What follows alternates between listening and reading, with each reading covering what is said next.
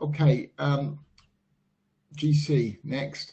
So GC, I think we've got off the 4, we've got the 5 down for the 1, 2 back, a really messy 1 as a diagonal 2, and I'm looking for this to let go in this 3. It might need a slight pullback before it does finally let go, but I'm looking for a move down to at least 11.95 and preferably 11.78 in the 3, then the final 4-5 to finish this off in GC.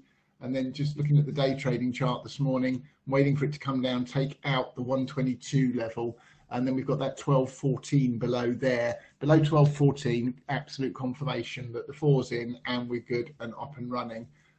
In the meantime, if I go here for a moment, just to the hourly chart, you can see we're just coming back down to that support level again. I want to see that taken out. I'm getting fed up of looking at it. So we've got to get through that. Just to confirm that this falls in and rule out one step higher before we start the bigger move to the downside.